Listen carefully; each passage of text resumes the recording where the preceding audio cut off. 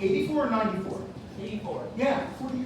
What's more phenomenal is that he can still read it, because that paper is on pulp, and it must have turned kind of yellow-brown. He has amazing eyes on top of everything else. Yeah. We're going to be doing tonight's event in 3 pieces. So this will be the last story from the first piece. It'll give you a chance to go get more food or go to the bathroom or whatever. It'll give me a chance to make sure that I have enough discs to be able to record everyone. Our 4th reader tonight is James McCrone. James is the author of Faithless Elector, Dark Network, and Emergency Powers, thrillers about a stolen presidency, and Bastard Verdict, a conspiracy surrounding a Scottish independence referendum. Witness Tree is his 5th novel. Sorry? There you go.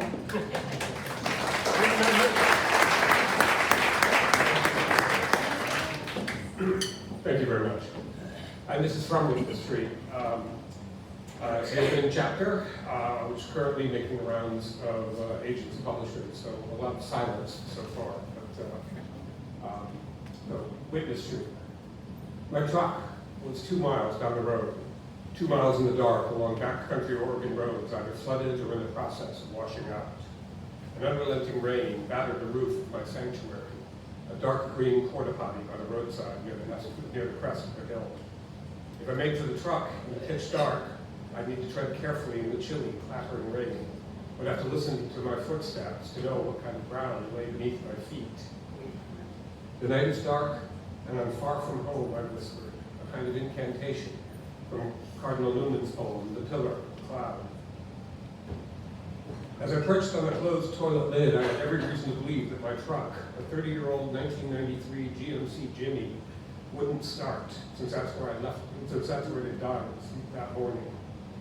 I left it by the side of the road and hitched a ride on one of the dump trucks up to the job site, where I was casual labor on the install of a drainage system for a farm behind the next hill. Backhoes, cranes, and dump trucks moved with rumbling efficiency, but it was down to guys like me to stand in the buck, shoveling sand and gravel into place, raking and settling the earth in the small spaces. It was good money and a 2-week job at least, with the promise of more like it to come. Desperate, eager idiot that I was, I wanted to look dedicated and declined to ride when the foreman left at the end of the day, a faint drizzle just beginning. Now I wondered how long I could stay in the toilet breathing tea-berry-scented chemical disinfectant and the acrid vinegar fumes of whatever the hell the guys who worked the nearby vineyard had eaten. I would open the door every so often to draw in fresh, damp air. When the door to my plastic palace was open, I'd steal a glance to the right, toward a strange warehouse-like building set behind a wide gravel parking lot on the opposite side of the road. It was massive, lit by sconces embedded along the walls every 8 feet or so, and a flat roof, metal siding, and a covered lighted entry, accented with a pair of potted yews and some geraniums, like a valet parking drop-off spot. Something about the building had made me decide that refuge in an evil-smelling toilet was the better choice. The building thrummed with the utilitarian belligerence of one of those gentlemen's clubs you see set back from a busy highway. The gravel lot in front brimmed with well-pointed waxed pickup trucks and a few of those pompous Ford Bronco Sports, the Range Rover's fat, annoying little brother. I hadn't seen or heard anyone come or go, and I'd been sitting there for hours. Outside, rain battered the landscape, slapped a passionate, if hollow rhythm on the plastic roof. A raucous gush of new-formed streams in nearby ditches competed with the crash of rain pummeling saturated ground.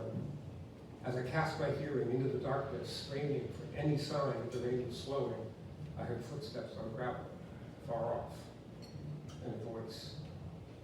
Edging the door open, a loud crack split the watery din. In the parking lot, a man lay face down on the ground. 2 men stood over him. One held a pistol. He fired 2 more times into the body in rapid succession. They were about 40 yards away, but even at that distance, in the murky light from the covered entry, a darkness spread across the gravel. There was just enough light to see their silhouettes. Each was dressed in heavy rain gear with a hood pulled over a baseball cap and drawn tight under the chin. The gunman's face no more than a gray spot. The other had his back to me. Inside the deafening rain, I could hear my own breathing. Hot panic surged within me against the cold. The gunman continued to look downward at the body. His compatriot placed a comforting hand on his shoulder before gazing out through the rain and dark, reassuring himself that there was no one else around.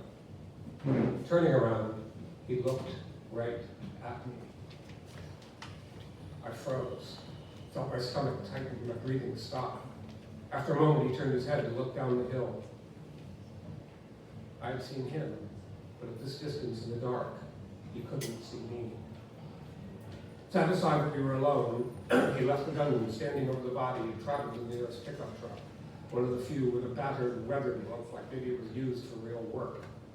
He grabbed a muddy 5-gallon bucket from the truck bed and stooped by one of the raging gullies next to the parking lot to fill it. Walking back to the body, he dumped water over the head like a comic wake-up scene in a movie. He put down the bucket, and he and the gunman each grabbed an arm and leg.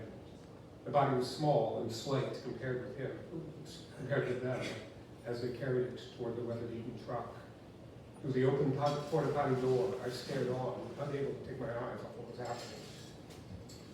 They set about their grim work, first rolling him into a tarp next to the truck, then hoisting the thin body into the back. Another trip with the bucket to dilute the black cloud of seeping blood. I couldn't dispel the look of the second man, felt more than seen in the darkness. Where the shooter had seemed to register dismay, or maybe regret, I'd sensed a vacuous malevolence in the compatriot as he turned to stare through me. It was he who now kneeled to pick up the shell casings from the gravel, putting them in his jacket pocket, but not before giving them a sensuous sniff in his cupped hand.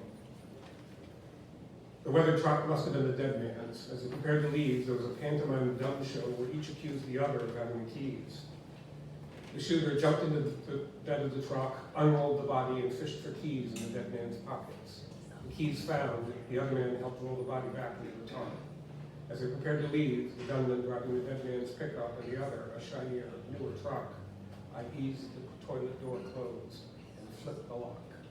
Occupado. But not before I saw them begin rolling toward the gravel road, headlights off. The looming crunch of wheels on gravel cracked and popped like it was inside of me. I held my breath as they passed inexorably by, frightened that they might shoot through the door of the porta potty for good measure, or because it seemed fun. The rain slowed and I could hear the trucks creep along the road, putting distance between them and me.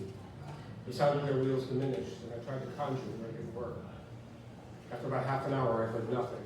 Not even the faint patter of rain now, but I stayed there, shivering, listening to the night. That's it. Thank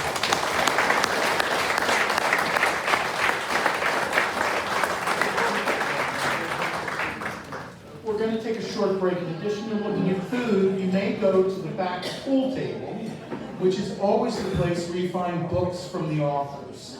I am sure that anyone here would be very happy to sign it for you. I'll also tell you there's one book here that was produced from our first Noir bar 6 years ago and has all the stories that were read there. That book is $10, and all of that money goes to the library. So if you're interested, see me about that. Otherwise, we'll see you back in about 8-10 minutes.